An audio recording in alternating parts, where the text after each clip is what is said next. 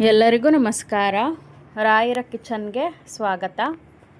ಇವತ್ತು ನಾವು ಮನೆಯಲ್ಲಿಯೇ ತುಂಬ ರುಚಿಕರವಾಗಿ ಶೇಂಗಾವನ್ನು ಬಳಸ್ಕೊಂಡು ಶೇಂಗಾ ಚಟ್ನಿ ಪುಡಿಯನ್ನು ಹೇಗೆ ಮಾಡೋದು ಅಂತ ನೋಡ್ಕೊಂಡು ಬರೋಣ. ಮೊದಲಿಗೆ ಇದಕ್ಕೆ ಏನೆಲ್ಲ ಸಾಮಗ್ರಿಗಳು ಬೇಕು ಅಂತ ನೋಡ್ಕೊಂಡು ಬರೋಣ.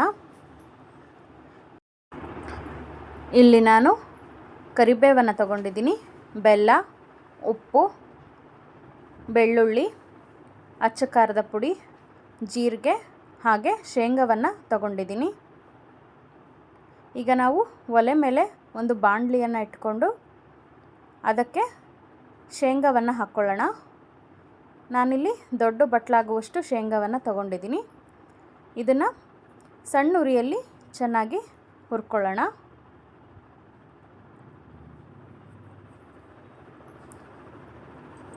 ಇದನ್ನು ತುಂಬ ಕಪ್ಪಾಗೋವರೆಗೂ ಹುರ್ಕೊಳ್ಳೋಕೆ ಹೋಗಬೇಡಿ.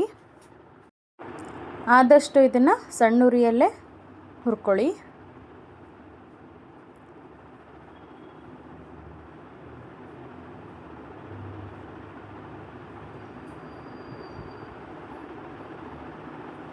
ನೋಡಿ, ಈಗ ಹುರ್ಕೊಂಡಿದ್ದೀನಿ.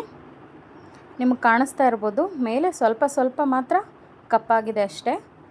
ಒಂದು ಶೇಂಗಾವನ್ನು ಕೈಯಲ್ಲಿ ತೆಗೆದು ಉಜ್ಜಿದ್ರೆ ಸಿಪ್ಪೆ ಬಿಡುತ್ತೆ, ಆವಾಗ ಇದನ್ನು ತಕ್ಕೊಳ್ಳಿ.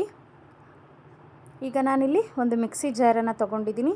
ಅದಕ್ಕೆ ಹುರ್ಕೊಂಡು ಸಿಪ್ಪೆ ತೆಗೆದಿಟ್ಕೊಂಡಂತಹ ಶೇಂಗಾವನ್ನು ಹಾಕೋತಾ ಇದ್ದೀನಿ.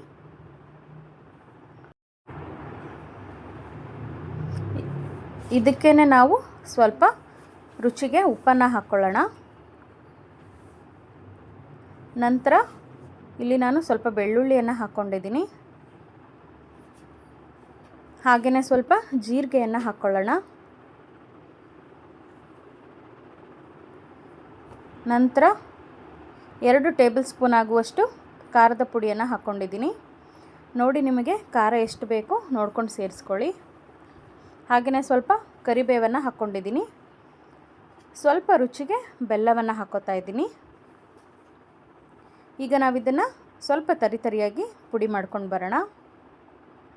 ನೋಡಿ, ನಾನು ಇಷ್ಟು ತರಿಯಾಗಿ ಪುಡಿಯನ್ನು ಮಾಡಿಟ್ಕೊಂಡಿದ್ದೀನಿ. ನೀವು ರುಚಿ ನೋಡಿಕೊಂಡು ಉಪ್ಪು ಬೇಕಾದರೆ ಮತ್ತೆ ಸ್ವಲ್ಪ ಸೇರಿಸ್ಕೊಳ್ಳಿ.